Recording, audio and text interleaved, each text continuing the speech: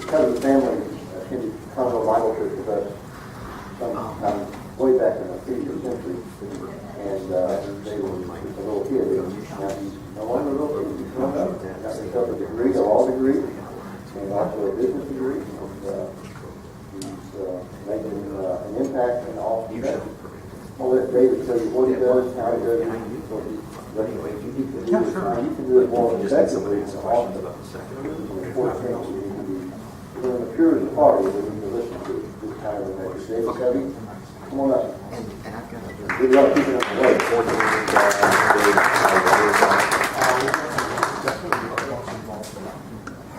Well, thank you. They always say the most boring speakers right after lunch. So I apologize. I didn't have a hand in that. But, my name is David Covey, and I'm from Orange County, Texas. And you might know the city that I live in is called Mauriceville. Anyone know Mauriceville? We have maybe 500 people that live there, so a big area, but on near Louisiana and the Gulf Coast.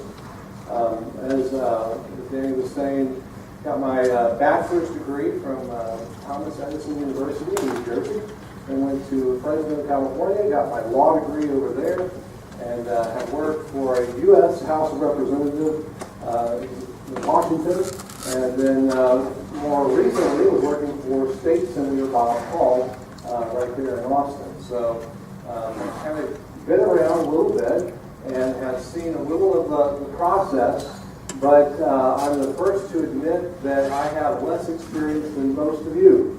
So I can't answer all the questions, but I will do my best to do what I can and share some things that I've learned. So I'm grateful to be here with you. Tell you what, we couldn't have picked a more interesting week to hold this convention. Here you have in the news the whole week. It's been basically 24/7. We've all been gripped.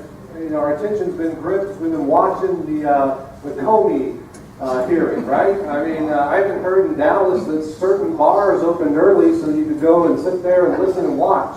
I think that's because that's the only way you could listen. It was so boring. But you had that, so that's the backdrop. Then you have Governor Abbott has called a special session. So everybody's getting ready for the special session to start July 18th. That will run for 30 days. Then you throw in Governor Abbott signing the texting ban, which is a feel-good bill. So that made us all feel real good. And then you got Wonder Woman flying up in the skies, comes out, premiere of that. And then, does anyone know who Scooter Jeanette is? Scooter Jeanette. 4 home runs. I mean, that's probably what you said. Everybody read the agenda for today and said, who is David Covey? David who? Scooter Jeanette. He's the second baseman for the Cincinnati Reds. And earlier this week, he hit a home run.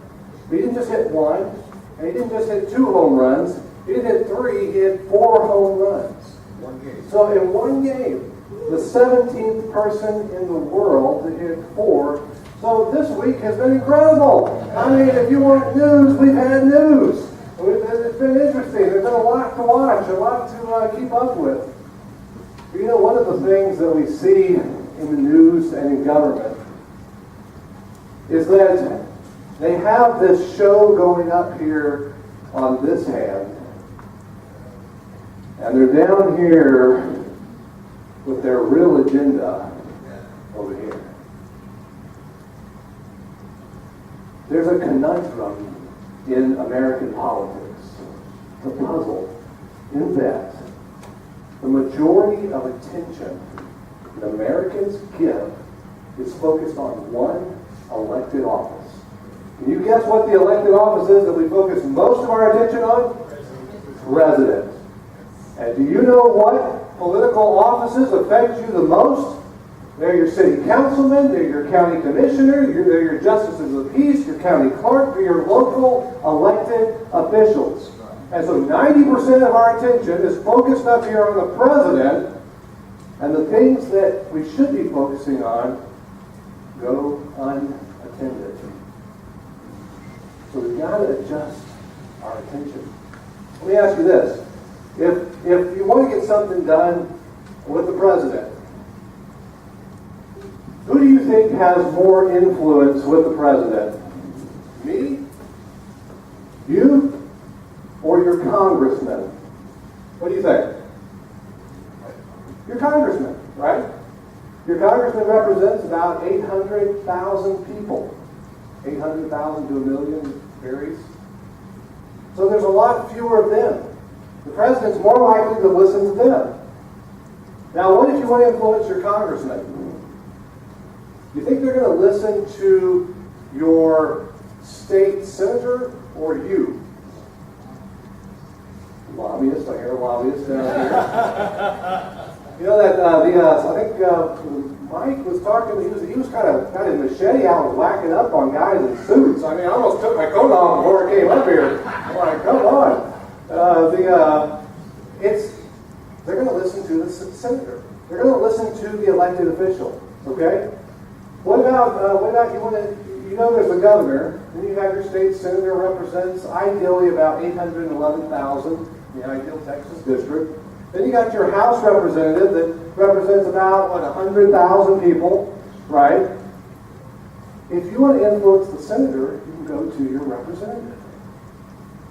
Make them make the introduction. What about if you want to influence your representative? County judge.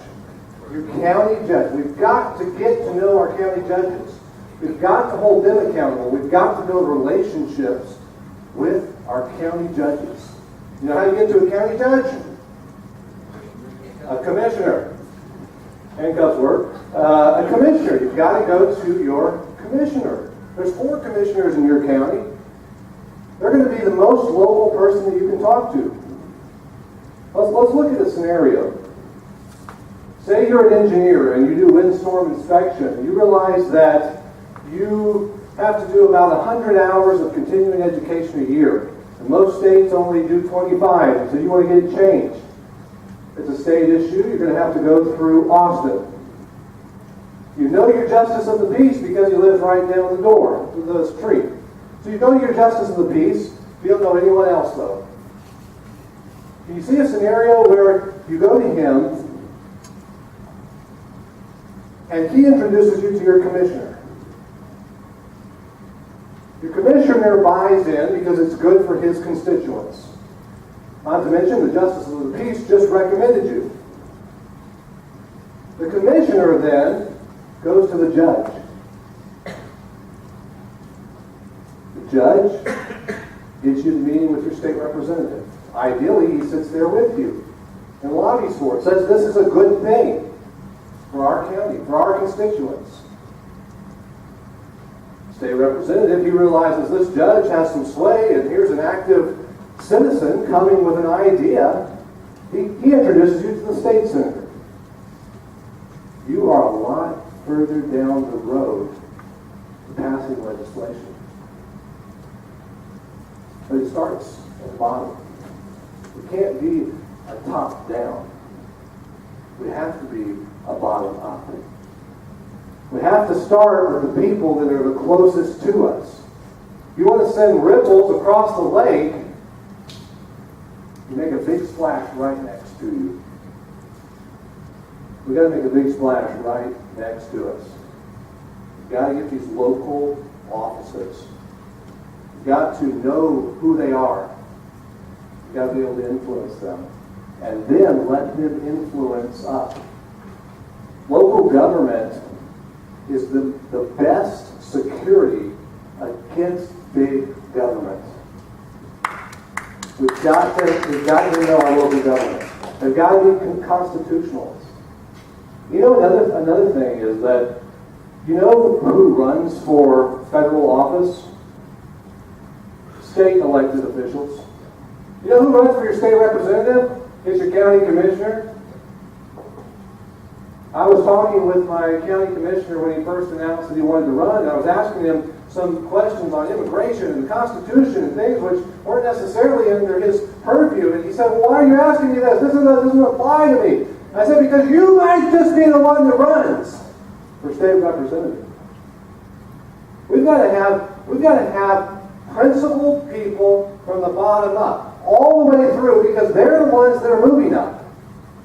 We've bought into this idea that we have to watch the president. I don't care about the president. We've got to begin local. We've got to get back to our roots. We've got to start from the bottom and move our way up. And you know what? It only takes a few. There's not a lot of us here, right? That's okay. That is okay. It only takes one person to do the right thing. It only takes one person. Have you ever seen or passed out pamphlets, say, at a political convention? People come in waves, okay? 10 of them coming. The first person takes your piece of literature. You go, whew, a good thing, because now the next 9 are going to take your piece of literature. Then the next wave comes, and you got somebody else. And he doesn't take your literature. Bummer. Because the next 9 saw him not take it, and they're not going to have anything to do with your literature. Because people are sheep. But if one person will have the backbone to stand on their convictions, to stand on their principles, we can affect a generation. It doesn't take a huge convention center, because apparently that doesn't help. That's been tried. We need people with conviction who will start with their sphere of influence. Start with your sphere of influence. I want to tell you a real quick story, and we'll get into some legislative ideas, of a young man back in the 1750s. It's a country boy, really. He grew up in Virginia.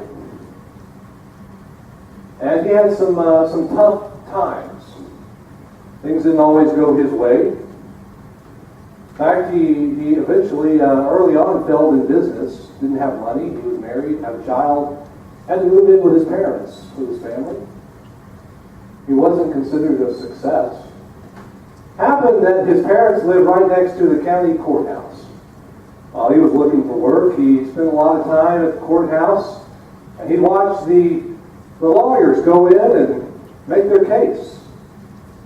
Started learning a little bit about it, and finally decided, you know what, I think I want to be an attorney. So he went and studied. Back then, they didn't have law schools like I went to. You had to go study. You would sit and read the law. You'd find someone with a good reputation and you would learn from them. And mostly you read Blackstone and natural law. You didn't do a bunch of case studies and see what did wrong so you could face another wrong case on it. You learned to look back to the source of law. That's what he did. He finally decided he was ready, and to become an attorney, you had to have 3 attorneys sign off on you, basically. So he went to George Wythe. Anyone know who George Wythe is? The first American law professor, a great statesman, knew the law. He's responsible and tutored John Jay, John Marshall, Thomas Jefferson. Brilliant mind. So this young man goes to him, and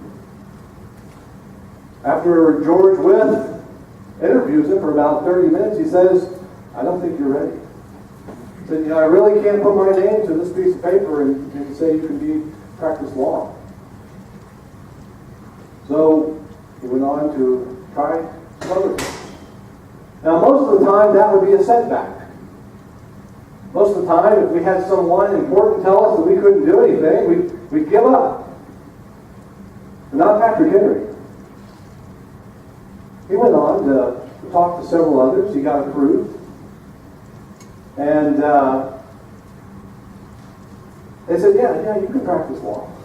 You have a brilliant mind. In fact, it was, it was John Randolph who said, I can tell that you will be an honored of your profession.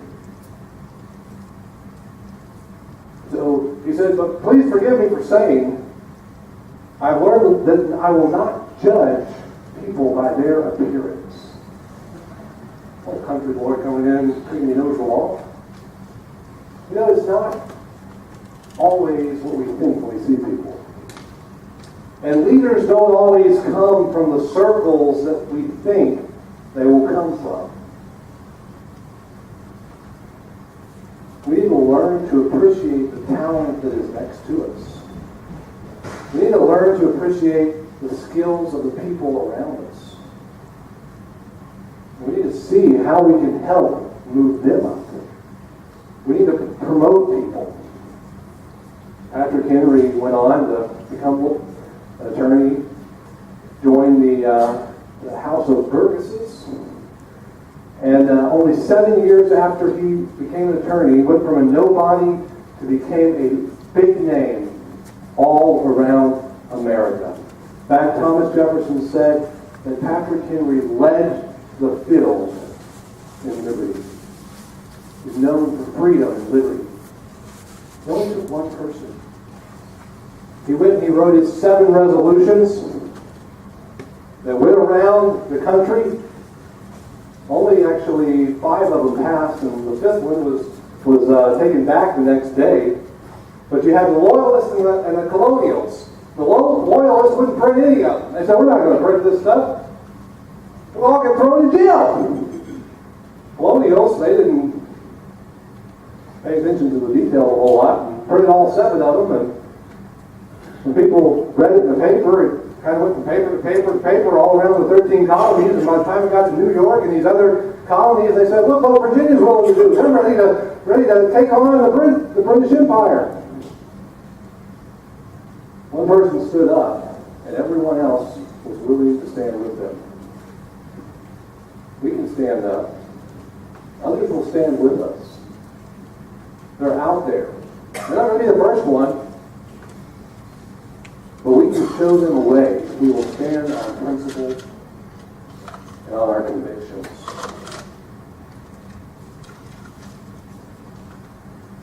There were some folks that I knew from church that said, well, I don't vote anymore because my vote really doesn't matter. How many votes did Mr. Rinaldi win his election by? 93 votes. 93 votes. Listen, I got a little list here of just some recent ones. All right? Patricia Grady won over Brett Griffin for district judge by 374 votes. 374, that's not a whole lot. Kyle Cackle won over Mr. Anderson by 146 votes for House District 12 in 2012. 146 votes. Dan Rod won over Flynn Brown by 81 votes. 81 votes in a House. Yes. I worked with a campaign a few years ago, a school board campaign, billions of dollars of the school district was on debt for 30 years, defeated by 21 votes. Defeated by 21 votes. House District 128, Briscoe Kane ran, I guess in 16, against Wayne Smith. Way underfunded. He won by 23 votes in a House race. But he had Red Rockies working for him. See, now there's an advantage there, right there. 23 votes. Listen, if 12 people had voted different, he would not be the state representative. 12 people had changed their vote, Wayne Smith would have won again. You think you can influence 12 people? You think you can influence your family, maybe a couple friends? You think you can give them a voter guide? We can win elections. Listen, this is on a state house race. You get down to your county commissioner, You get down to school bonds and they're passing by 3 and 4 votes because we won't go out. We don't think that our vote counts. But all over the state, we're losing ground. If we would only go out and vote, we could stop it. But the taxes go up, the regulations go up, we have more government in our lives because we're not willing to go out there and tell a few people to vote. We've got to get our base activated and realize that we're losing by 5, 6, 12 votes. That doesn't even cover. Get down to the city council. Oh my goodness. You know what I like about school board bond elections, by the way? But they hold them at the schools. Anybody notice that? Yeah. Hold them at the schools. Not at the regular election places. Nobody can find it. So guess who votes? That's what's happening. But we can win. We don't need a large group. What we need is a principal group who will be consistent. What we need is a principal group who will stand their ground. Not in a mean voice, but in the truth. Knowing that we have the truth on our side. If we don't follow the Constitution, then it's just whatever the majority says. Other governments have gone that way. It doesn't turn out well. There has to be something that we start with. All right, let's talk about legislation. How do you pass a bill? You say, we just missed the session. It's just finished, right? It's over. How do we pass a bill? Well, I'll tell you, we don't wait until next session. Legislation is passed in the interim. I firmly believe that. Either you pass it in the interim and you have the support going into session, or you ain't going to pass it at all. So we got to pass it in the interim. This is when we have time to do our preparation. You need 3 things to pass a bill. You need relationships. You need preparation, and you need your one-pager. Your relationships are the ones that you get from being involved with local government, with your county commissioner, your justice of the peace. You know your city council members. They help you get the credibility with your elected state representative and senator, okay? That's how that works. Maybe you've worked on their campaigns, and now you've got the credibility. You got to have the relationships. They've got to know they can trust you. They got to know that you've been there. You were active this last election. You're going to be there this next election. Because politicians are influenced by elections. Who is out supporting me? This is the reality of the situation. Like it or not, this is what we live in. Relationships. Got to have our relationships. The second thing is we've got to have preparation. A bill starts as an idea. And as conservatives, oftentimes we're lazy. Because we have good ideas. Problem is, we don't take our ideas and go vet them and do the preparation that's necessary. We want to bring it to our elected officials. Newsflash, elected officials are lazier than you are. If you're not going to do the work, they're not going to do it for you. So to pass legislation, you're going to have to do the footwork for them. You're going to have to do the research. Say, let's go back to our example of the windstorm inspection. You want to get that changed, you've been doing 100 hours of continuing education, you want to be 25. So you write up your bill. What do? You go look at other states that have done this. Look at other states that they don't have any continuing education. Get examples of that. Get your facts, get your figures. If you're filing a bill, likely as not, it's already been filed. There's probably already language out there. You don't have to start from scratch. Do your research. Look it up. Google it. Type in ideas. Print it off. Know the context so that when you come to your meeting, you're prepared. You got to have preparation. Yes, sir. Is the other side doing what you say and we're not? They're doing a lot of preparation. They are very motivated and committed to their ideas of the structure. And we got to be even more motivated and committed because we've got truth on our side. Yes, sir. David, I don't think it's so much necessarily the grassroots liberal who's doing a lot more. That's right. What it is, it's the corporate guys who need the corporate favored legislation, who have lawyers and staff to do that corporate work. They'll wrap it up in a package and bring it through on the desk. That's exactly right. Most of our liberal legislation comes, it was written outside of Texas, and they come and they bring it to us. Did anyone hear about the incident? You know how long it takes to pass legislation? It's a lot of work. Good old Warren Buffett flies into office in this session, has a meeting with the lieutenant governor and the governor. The next day there's a bill. This is after the bill filing deadline has passed. You can't file a bill. But the Senate, of course, we have some loose rules, so we go ahead and file our bill for Warren Buffett to help his business the next day after his meeting with the governor. Guess what happens? The next day, on day 2, there's a committee hearing. It passes out a committee hearing. I've worked for months and months to get committee hearings, but Warren Buffett got it on day 2, and on day 3, it was on the Senate floor. Woo! Money talks.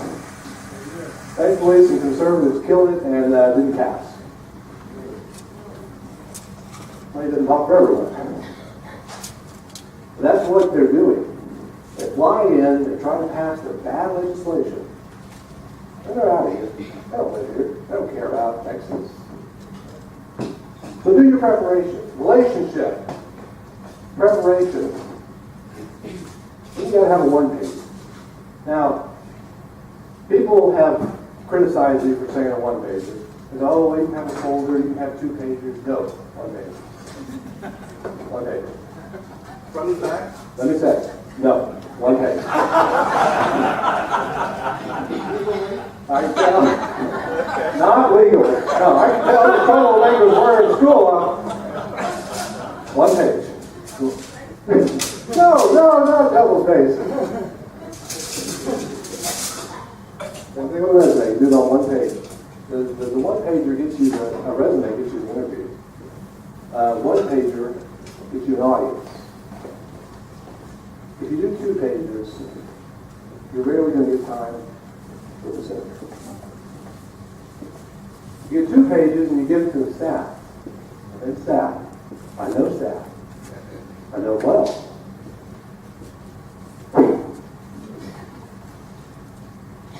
But we're lazy.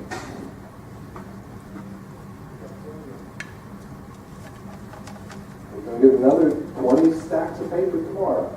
So we sure aren't going to file this junk.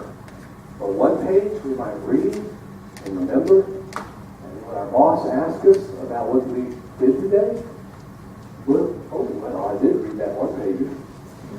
It was simple enough. Now listen, if your idea can't fit on one page, you're tackling too much. Trying to fit too much into one bill. You got to break it down, okay?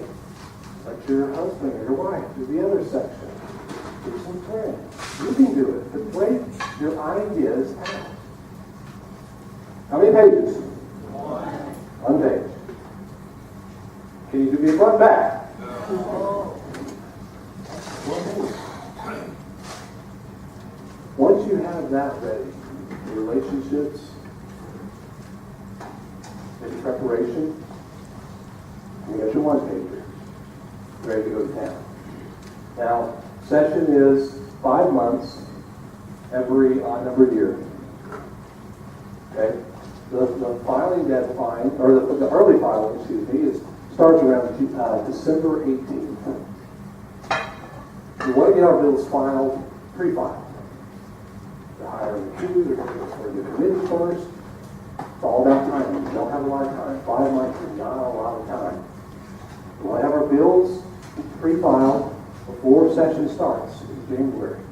We've already talked to the member who's going to file it during the interim. That means you got till now, until this December of what, 2018? You want to have the person who's going to carry it. That's your sponsor. It's filed. Lieutenant Governor, the Speaker, assign it to a committee, right? As soon as it goes to a committee, you go meet with the committee chair.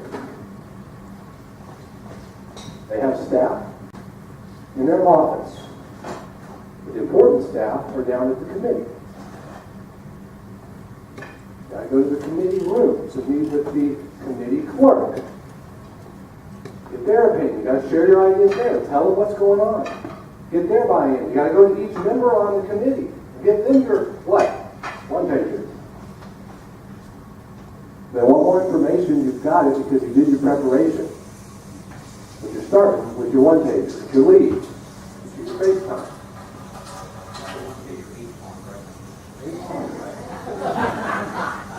If you pass the bill, let me know. I'll have to change this talking. Okay? So you go through your committee. They got to know what's coming. Your clerk knows what's coming. Listen, you're doing the lobbying for the legislature. Because there's one thing I've learned is that they're lazy. They're not going to walk across the hall to talk to the other member. Yes, this is their pet, their baby. So you're doing it. You know what that means? That means FaceTime in Austin. That doesn't be a lot. And if Dave, you make it around. All right, Dave. You make it. You're not going to every member. Listen, if you can get it through committee, probably going to pass. So what? You got 7 members on the committee? You got a sponsor? You got it in both houses? By the way, you can file a bill in the House or the Senate. If it passes the House, it goes to the Senate. Passes the Senate, goes to the House. Ideally, you do it both, but go through the chambers at the same time. Simultaneously. You're saving time. You're getting more efficient. You're being smarter. That can work. All right, you get through a committee. Goes to the floor. You have some people help you write a nice little speech for a member. If the staff are good, they'll do it for you, their boss. You have to know. If you will do the preparation, you can pass legislation. As you get people to call in, you network with like-minded people here, people of the Libertarian Party, conservative Republicans, you can pass legislation. You don't need a big convention hall, a bunch of balloons. Listen, I was a national delegate for the Republican Party. Went to Cleveland, Ohio last year. As a cruise delegate. We fought all the way up till the vote. After that, it's like a million balloons fell. Most magnificent thing you see. Beautiful. Music playing. It was dramatic. It was theatrical. It was incredible. Inspired loyalty to the party. We're the best. And with a super majority in the legislative branch. Texans are still having problems passing conservative legislation. We've got a special session coming up which is more ambitious than the general session was. Come on.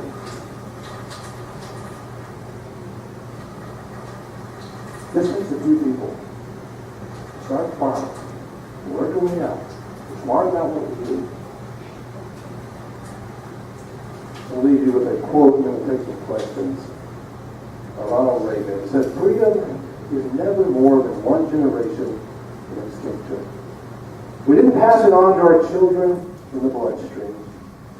It must be fought for, protected, and handed on to them to do the same.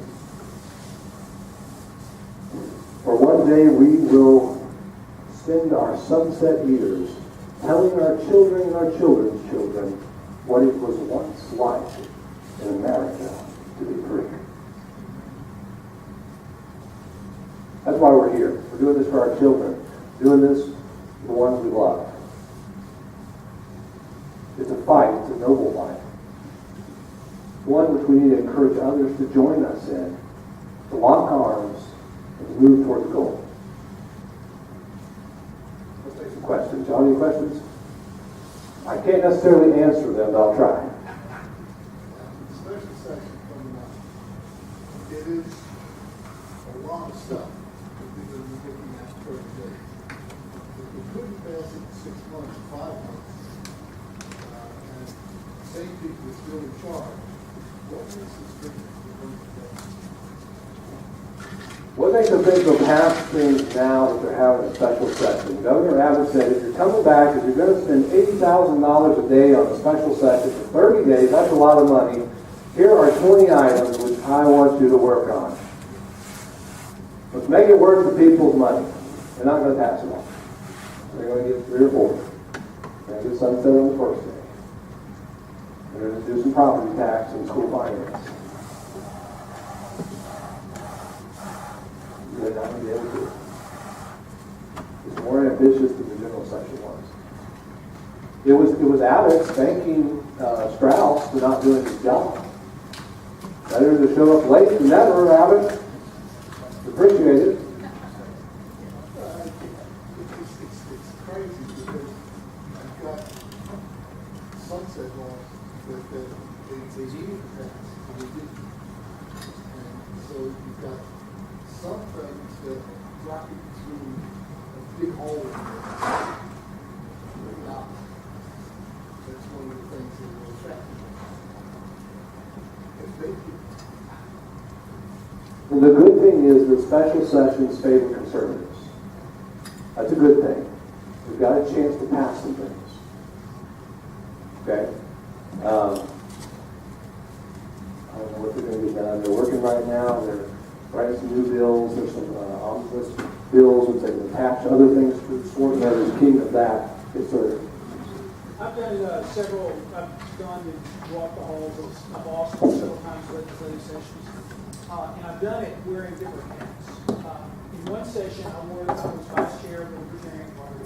So most of what I was working on was issues that were election law related and stuff that you needed a voice from the Libertarian Party. In other sessions, I have just gone as an individual by myself. And then this most recent, I figured out, I don't know what organization you remember of, but how many people do you have behind you type of deal. So I created Facebook groups and organizations to back my appeal.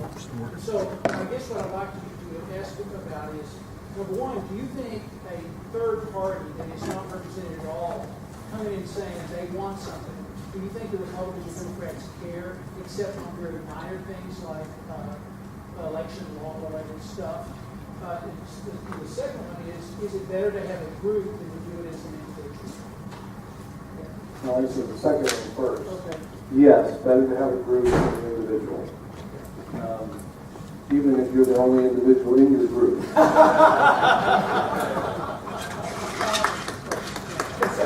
Groups are good. They catch their attention. I like the thing that what are you talking about that? Brilliant. Got to do that. Once they get in, they remember this. You meet them at neutral territory. They don't know where your headquarters is. They don't know about you. They know you're vetting candidates. You put the word out. You mail it. Beautiful. The groups are good. Would a third party, would they care about a third party? I mean, coming in and saying, we're the Constitution Party, we're the Libertarian Party, we want you to do that, as opposed to being a member of a single issue group. Okay. Which is more influential? It depends. You can speak to this thing. It depends on how you're positioning yourself. If the Constitutional Party will only support their own candidates, I think you're limiting yourself. Because there's Matt Rowlands, there's some good guys, there's constitutionalists out there.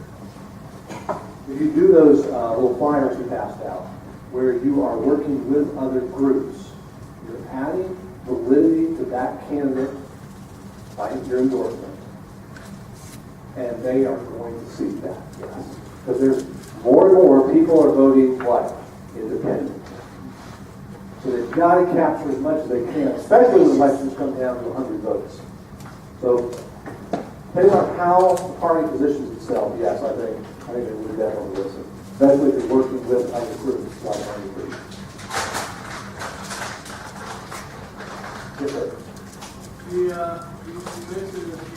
property, get to do a property tax this time. Strauss is, the word that we got out was essentially that Strauss and the company was not going to allow any consideration of tax whatsoever. Do you think the rules of the special session are such that they will be required to this time? The rules have changed. They haven't changed that much. There is more pressure, more conservative pressure. Grassroots are going to show up more in a special session. So we have an advantage. Talking about Strauss and Company. If you want to hate on somebody, hate on Byron Cook. Of course. You know, you think Strauss is bad. He's the face of the grip the liberals have. He's a pretty face. I don't think he's the worst person there. Yes, sir. One of the themes of this legislative session, led by the governor, and especially with the special session led by the governor, is to centralize power away from localities to Austin. And I'm wondering, given your saying start bottom up and all that sort of stuff, what do you think about the governor doing that, trying to bring more power to Austin and away from the localities? It weakens our grassroots. One of the things you learn when you're working in the Senate or the House is that people without jobs come and lobby. People that are working every day can't get away from their job to come to Austin every week when something important comes up. Okay, so that's where the lobbyists come in. Paid lobbyists are dirty. A lot of times there are good lobbyists out there. I'm completely against centralizing power in Austin. In fact, I think, and there was a bill that did this, that said that you can go and register for or against a bill at your hometown, at your courthouse. I am all for that. Because we can't get in our car and drive to Austin every time a bill comes that we want to register for. You know how that works. And it's they're limiting the voice. You have a bunch of UT students that show up on important legislation, and then the chairman, who's a liberal of the State Affairs Committee in the Senate, would say that, well, there's 300 people against this bill, and only 5 showed up for the bill. So obviously it's a bad bill. And yeah, one of the 5 there. And but the 5 are the ones who are the grassroots. They're Texans who are working out in the trenches. They know people and they're representing people. The 300 are block votes who get free pizza. They'll come and register and leave. They're there for 5 minutes. They understand the testify. So we've got to decentralize it. Absolutely. Yes, sir. Talk about relationships. I went to the Capitol when I was lobbying for tax legislation. But I'm a guy that, if you're so-called conservative, I will hold your feet to the fire. So there are Republicans that just will not talk to me. Byron Cook actually called me out of order his own committee because I called him out for arresting a protest. You make the news? Yes. So my question is, you talk about relationships, but when you hold your feet to the fire, these guys, they get a little butthurt, red skin, and so what do you suggest at that point to find somebody that's supportive, that's a little more political? First of all, you're a hero. Thank you for doing that. Appreciate it. Gillian Fleming said we have to stop treating politicians like celebrities. They're not celebrities. They work for us. Now, does that mean we don't get pictures with them? There's an amount of credibility. This is the reality we live in. Amount of credibility by you getting a picture with your state representative. It says I'm working with them. Okay? You're trying to build credibility with the elected official, but also in your community. Because then what? Your voter guide means more because you're up there doing something, right? And these days it's almost where you don't have a picture, you didn't do it. So you talk to other people, then we can't be their friends. You're right. But they've got to know us, and I would say we still be respectful. But yeah, no, there's got to be a lot more holding the feet to the fire. Find another person. The good cop, bad cop works a lot. You're in the same organization. They can know you're in the same organization. Someone is the firing lead, and the other one is there to say, well, we'll take a, you're going to be reasonable about this, but you got to be reasonable about this. They got to get what we get. They got to get. We got to get. Did you have a question? Yeah, what he's saying and what Tom is saying kind of coalesce together. 10 years ago, and Tom, you might have been involved, and I don't know, but myself, Green, and the Libertarian Party all went to Austin collectively, the three chairmen together, I was the chairman at the time, to voice there was a ballot initiative, a ballot access bill. What killed the bill, and I testified, so did the Green, and so did the Libertarian Party chairman, or their spokesman at the time, whoever remembers that. Nonetheless, what killed the bill was our conservative organizations. There were other Republican organizations that you might be members of, like maybe Texas Homeschool Coalition, fantastic homeschool organization. But that gentleman spoke against the bill, carried more weight than Brian Malatesta, the Texas Constitution Party chairman, who was nothing to the people in the room. Thus, the three of us were squashed like a bug. Relationships mean everything. So my question really deals with, if we want to pass things to Tom, you, we, as this political party here, is the off-cycle time in your district, sitting with your rep, even when I'll tell you right now, I don't like my rep, and trying to offer that right hand of fellowship in a political sense of the word that is not going well on the friendliness sense of the word. You know what I'm saying? That's the hard work. I don't want to spend 18 months in his office. I don't want to spend 3 seconds in his office. But that's just what has to happen. Well said. It has to. This is what we're out there doing. This is, like I said, this is the interim when you pass legislation. You have your buy-in now. And that comes, you have so much more weight. They're in the district, you meet with them at the district office, they remember you. They remember you're from the district, they know what town you're from, maybe they remember your dog, your kids, something about you. You have more weight. And then when you come to Austin, they recognize you.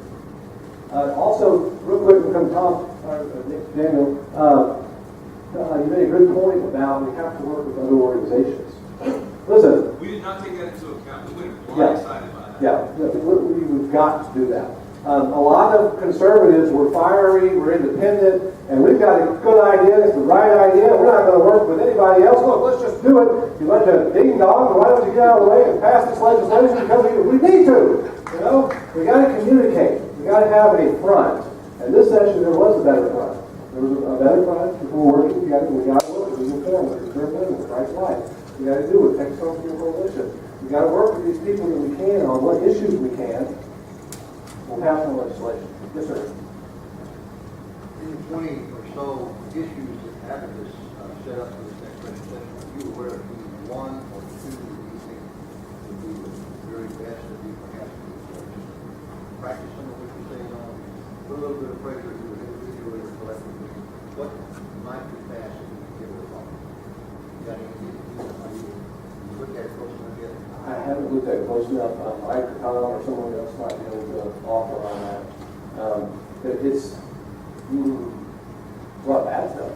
But if it's not like a special election, they come up fast, that would be ready to You gotta be ready. Exactly right. That would be something we have to spend time on and look at. I don't have a good answer for you right now. Yes, sir. I would say one thing.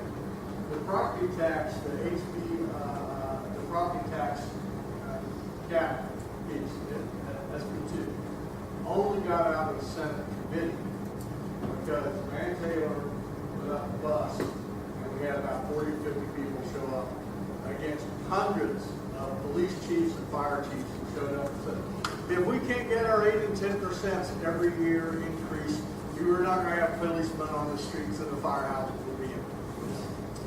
Now he's going to Congress. Huh? Now he's going to Congress. Yeah, I don't know. Anyway, but our presence, the presence of actual taxpayers there, actually outdid about 10 to 1 what these county and city officials are going down there, and their hundreds of paid lobbyists with your tax money are doing to tell them that, oh, we need this 8 to 10% every year in these high growth districts, or we're just not going to have cops and firemen. In this session, we need property taxpayers to show up, waiving their appraisals. This is what is happening to me. I am paying 30% more in 3 years for my city and county services. Am I using 30% more in city and county services? No. Why am I going to lose my home paying for services I don't need? When I already, in my particular case, in my son's particular case, we own the houses, supposedly. We don't own the house. Any more than whoa! I think we have finally shook the heaven. Check for camera. Okay, I think I'm Ceiling is laughing. Hey, that was a good statement, whatever you said there. Word. Write that one down. Okay, that's Tom. Okay, yeah, let's give it a second. What he's saying is a great point. A citizen, a property owner, you have the influence of 50 to 100 other lobbyists and paid representatives. So you have a lot more influence as a citizen. You represent many people, and representatives and senators recognize that. So that's in our favor. So if we can have groups of taxpayers, of citizens, go up there, it makes a tremendous difference. Yes, sir. So what I was following up on what C.J. Grisham was saying a minute ago about the relationship you've been talking against a politician having to go and speak to.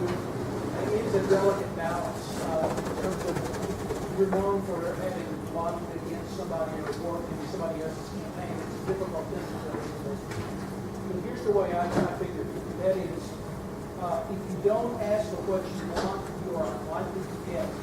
And one of the benefits of asking a politician for what you want in a formal, respectful way is that you get one of two things. One is you either get it, which is the good thing, or two, you find out who's on your side or not.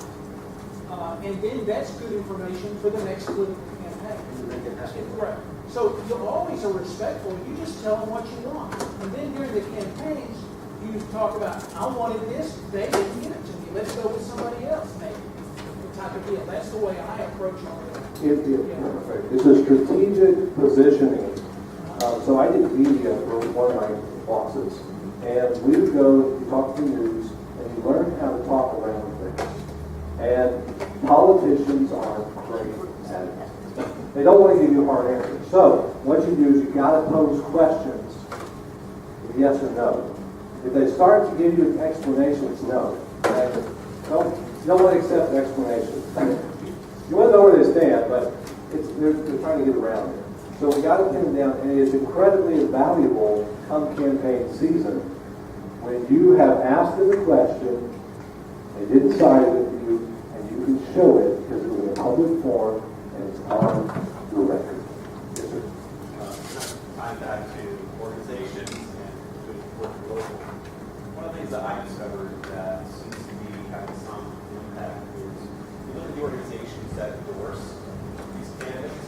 The candidates after 5 years are over, my experience, don't care. They've already won their election, they're done. But the endorsing organizations are still asking for your loyalty, still asking for your money. You know, and these organizations have a lot more pulling standards because every 2 years or every 6 years or whatever, they're coming around for endorsements. Texas Right to Life, which is the pro-life organization, they don't have a sparkling record. Now, I'm friends with a lot of folks from Texas Right to Life, but they went and endorsed a candidate who was okay with being dismembered and was on the record saying that he would vote against the bill that would ban that. And this all came to light because of Bristol King. This politician then went on his journal to say, oh, no, no, no, no, I meant to go the other way. Well, I wound up doing a radio show where I called out Texas Right to Life. And you know what? They ignored me, they ignored me, they ignored me. The minute I did my show, they're emailing the station owner. Like within 5 minutes. First they sent me an email to try to correct me. After I sent them a copy of the Power Texas article. Well, you know what? This session, that candidate, that legislator was completely pro-life because I can guarantee you, Texas Right to Life had a little one-on-one conversation with them. Texas Homeschool Coalition. You think they're all conservative, but yet they endorse the one candidate who's keeping school choice, one person in this state, from making school choice a reality here in Texas, in Liberty. They stand by that endorsement. So if you have friends who are homeschooled, you go talk to them, pull your money from Texas Homeschool Coalition. You talk to them on Facebook. I finally got one of the attentions of our media director. And he was like, what do you mean? And I explained it. So my suggestion is to go after some of these endorsement organizations and say, well, why did you endorse Kevin Green? Why did you endorse that? Why are you endorsing somebody who you gave a failing grade to on pro-life issues 2 cycles ago? Why are you endorsing somebody who calls homeschool parents hypocrites if they don't want their children to start testing?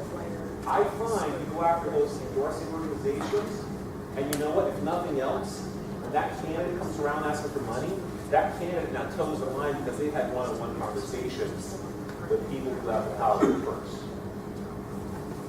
One more question. Yes. Well, I think more of a comment.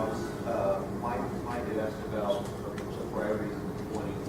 Now, I would suggest that the only 3 that are liberty related. That's limiting caps on government, state, and local spending. The property tax issue, where if they want to raise it more than 3%, that would be a valid issue. And then there's the DNR, giving more patient rights to and an important one also just the right to do a tree when you're doing crop. So those are 4 of the points that I. Trees, olive trees, though. Read the list. I'll close with just one last little thought, and then I'll get off of here before I get thrown out. And that is, we have to define success. Okay? A lot of times we get in our mind that success is when we replace the other organization. Okay? We replace whatever one you mentioned. A lot of times success is holding their feet to the fire so that we are the anchor. We're the anchor, and they don't go any further. So we don't want to fix our mind that we want to grow to be this large party. Everybody does be large, everybody's large, right? But we don't want to replace them and fall into the same mistakes. And so we stand here on our principles. We stand solid in our convictions with an anchor. We hold elected officials and organizations to the fire, all the same. And we win. We win.